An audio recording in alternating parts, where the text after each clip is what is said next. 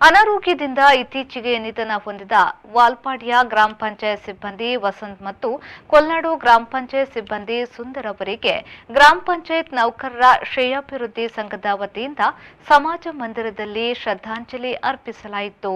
ಸಂಘದ ರಾಜ್ಯಾಧ್ಯಕ್ಷ ದೇವಿಪ್ರಸಾದ್ ಪೊಳ್ಮಾ ಅವರು ಶ್ರದ್ಧಾಂಜಲಿ ಅರ್ಪಿಸಿ ಮಾತನಾಡಿ, ಗ್ರಾಮ ಪಂಚಾಯತ್ ಸಿಬ್ಬಂದಿಗಳು ಸರ್ಕಾರದ ಸವಲತ್ತುಗಳಿಂದ ವಂಚಿತರಾಗಿದ್ದಾರೆ.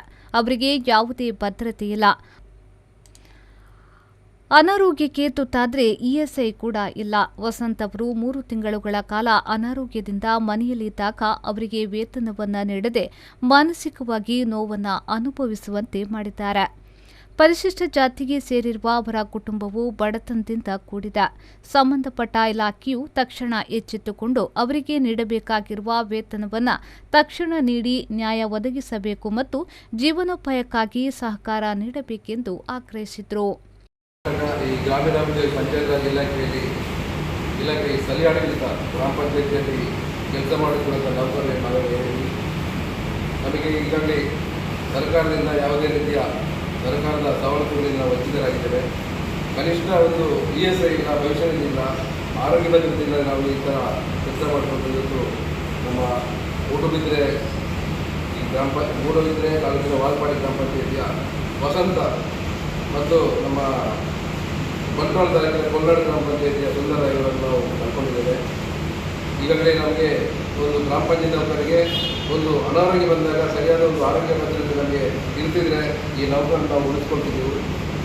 ಅದರ ಜೊತೆಗೆ ಈಗಾಗಲೇ ನಮ್ಮ ಏನು ಈ ಸರ್ಕಾರ ಮತ್ತು ನಮ್ಮ ಈ ವಾಲ್ಪಾಡಿ ಗ್ರಾಮ ಪಂಚಾಯತಿಯ ಒಂದು ನೌಕರನಿಗೆ ವಸಂತ ಎಂಬ ನೌಕರನಿಗೆ ಸುಮಾರು 3 ರಿಂದ 4 ತಿಂಗಳ ಕಾಲ ವೇತನವನ್ನು ಕೊಡದೆ ಅವರು ಬಾಕಿ ಮಾಡಿಕೊಂಡಿದ್ದಾರೆ. ಆ ಒಂದು ವೇತನ ಸಕಾಲದಲ್ಲಿ ಸಿಗೋದಿತ್ತು. ಆದರೂ ಕೂಡ ಮಾನ್ಯ ಮುಖ್ಯ ಕಾರ್ಯದರ್ಶಿಯವರು ಒಂದು ಸಂಬಳವನ್ನು ನೀಡುವಂಥ ಆದೇಶವನ್ನು ಮಾಡಿದ್ರು ಕೂಡ ಇನ್ನೂ ಕೂಡ ಗ್ರಾಮ ಪಂಚಾಯತ್ ವೇತನವನ್ನು ಕೂಡ ಪಾವತಿಸಿಲ್ಲ. ಇದರಲ್ಲಿ ಅವರೊಂದು ಅವರ ಒಂದು ಪರಿಷ್ಠ ಜಾತಿ ವಾಯು ಪರಿಸ್ಥಿತಿಯಲ್ಲಿ ಒಂದು ವೇತನವನ್ನು ನೀಡದೆ ಅವರು ದೌರ್ಜನ್ಯಕ್ಕೊಳಗಾಗಿ ಮಾನಸಿಕ ಹಿಂಸೆಯನ್ನು ಅನುಭವಿಸಿ ಅದಕ್ಕಿಂತಲೂ ಚಿಕ್ಕ ತತ್ತ ಯಾರಿದ್ರೆ ಸೇರಿಸ್ಬೋದು ಆ ಒಂದು ಹಿಂಸೆಯನ್ನು ಅನುಭವಿಸಿ ಅವರು ಪ್ರಾಣವನ್ನು ಕಳ್ಕೊಂಡಿದ್ದಾರೆ. ಆ ಒಂದು ಕುಟುಂಬಕ್ಕೆ ಅವರಿಗೆ ಬಾಕಿರುವಂಥ ವೇತನವನ್ನು ಕೂಡ ಬಿಡುಗಡೆ ಮಾಡಬೇಕು. ಆ ಒಂದು ಪಂಚಾಯಿತಿ ಮತ್ತು ಏನು ಸಂಬಂಧಪಟ್ಟಂಥ ಏನಿದೆ ಇಲಾಖೆ ಸರ್ಕಾರವಿದೆ ಅವರ ಕುಟುಂಬಕ್ಕೆ 50 ಲಕ್ಷ ರೂಪಾಯಿ ಪರಿಹಾರವನ್ನು ನಾವು ಸಂದರ್ಭದಲ್ಲಿ ಕೊಡಬೇಕು. ನಾವು ಈ ಸಂದರ್ಭದಲ್ಲಿ ನಮ್ಮ ಕರ್ನಾಟಕ ರಾಜ್ಯ ಗ್ರಾಮ ಪಂಚಾಯತ್ ವತಿಯಿಂದ ನಾವು ಒತ್ತಾಯವನ್ನು ಕೂಡ ಮಾಡ್ತಿದ್ದೇವೆ.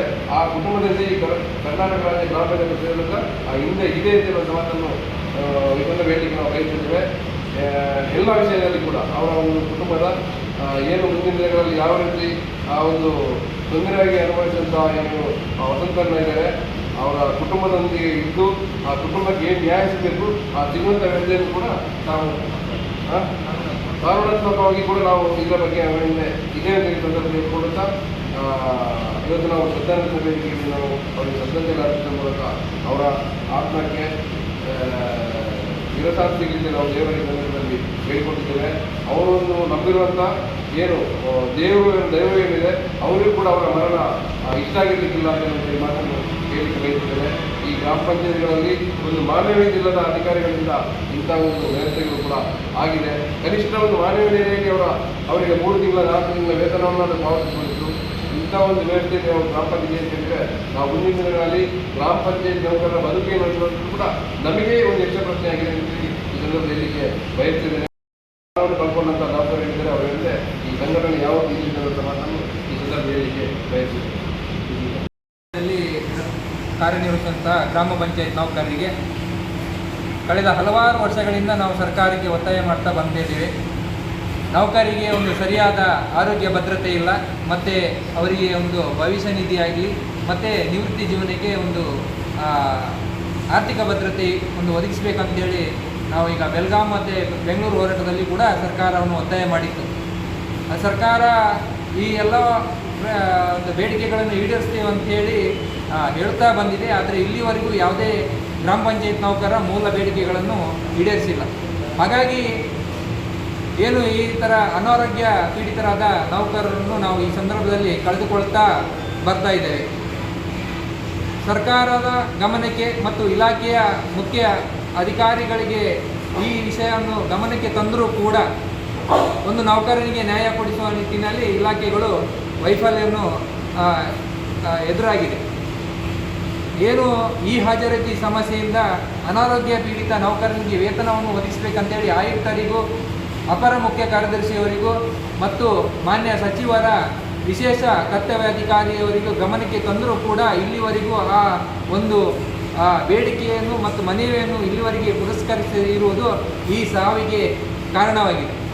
ಸಿಕ್ಕಿದ್ದರೆ ಒಂದು ಆ ಜೀವವನ್ನು ಉಳಿಸುವ ನಿಟ್ಟಿನಲ್ಲಿ ನಾವು ಪ್ರಯತ್ನ ಪಡಬಹುದಿತ್ತು.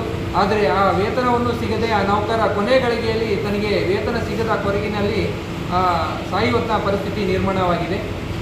ಇದರ ಕುರಿತು ಸರ್ಕಾರ ಇನ್ನಾದರೂ ಎಚ್ಚೆತ್ತುಕೊಂಡು ಗ್ರಾಮ ಪಂಚಾಯತ್ ನೌಕರರ ಮೂಲ ಬೇಡಿಕೆಗಳು ಏನಿವೆ ಅದನ್ನು ಈಡೇರಿಸುವ ನಿಟ್ಟಿನಲ್ಲಿ ಕ್ರಮ ಕೈಗೊಳ್ಳಬೇಕಂತೇಳಿ ಈ ಸಂದರ್ಭದಲ್ಲಿ ಒತ್ತಾಯ ಮಾಡ್ತಾ ಇದ್ದೇವೆ. ವಸಂತ ಸಿಬ್ಬಂದಿಯವರು ಇವತ್ತು ನಿಧನರಾಗಿದ್ದಾರೆ. ಅವರಿಗೆ ಗ್ರಾಮ ಪಂಚಾಯತ್ ನೌಕರರಿಗೆ ಇವತ್ತು ಕನಿಷ್ಠ ವೇತನದಲ್ಲಿ ದುಡಿಯುವಂಥ ಸಿಬ್ಬಂದಿಗಳು, ಬಡ ಶೋಷಿತ ವರ್ಗದಲ್ಲಿ ಬದುಕುತ್ತಿರುವಂತಹ ಒಬ್ಬ ಸಿಬ್ಬಂದಿ, ಅವರಿಗೆ ಅವರ ಮನೆಯ ಪರಿಸ್ಥಿತಿ ಬಹಳ ಕಷ್ಟಕರವಾಗಿದೆ. ಆದರೂ ಕೂಡ ಅವರಿಗೆ ಒಂದು ಆರೋಗ್ಯ ಭದ್ರತೆಯ ವ್ಯವಸ್ಥೆಯನ್ನು ಕೂಡ ಮಾಡದೆ ನಮ್ಮ ಇಲಾಖೆ ಇವತ್ತು ಬಹಳ ಒಂದು ಸಮಸ್ಯೆಯನ್ನು ಅನುಭವಿಸುತ್ತಿರುವಂತಹ ಗ್ರಾಮ ಪಂಚಾಯತ್ನ ಸಿಬ್ಬಂದಿಗಳು ಇದರ ಸಂಬಂಧಪಟ್ಟವರು ಇದನ್ನು ಗಮನ ಹರಿಸಬೇಕು. ಗ್ರಾಮ ಪಂಚಾಯತ್ನ ಸಿಬ್ಬಂದಿಗಳಿಗೆ ಇನ್ನು ಮುಂದೆಯಾದರೂ ಆರೋಗ್ಯ ಭದ್ರತೆಯ ವ್ಯವಸ್ಥೆಯನ್ನು ಕಲ್ಪಿಸಿ ಗ್ರಾಮ ಪಂಚಾಯತ್ನಲ್ಲಿ ದುಡಿಯುತ್ತಿರುವಂತಹ ಸಿಬ್ಬಂದಿಗಳಿಗೆ ಒಂದು ಭದ್ರತೆಯ ವ್ಯವಸ್ಥೆಯನ್ನು ಕಲ್ಪಿಸಬೇಕಂತೇಳಿ ನಾನು ಈ ಸಂದರ್ಭದಲ್ಲಿ ಸಂಬಂಧಪಟ್ಟವರಲ್ಲಿ ಆಗ್ರಹಪಡಿಸುತ್ತೇನೆ.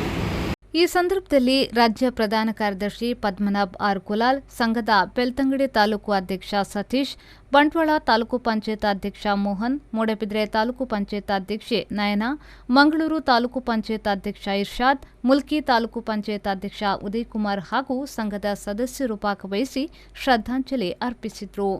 ಪ್ರೇಮಶ್ರೀ, ವಿ4 ನ್ಯೂಸ್, ಮೂಡಬಿದ್ರೆ.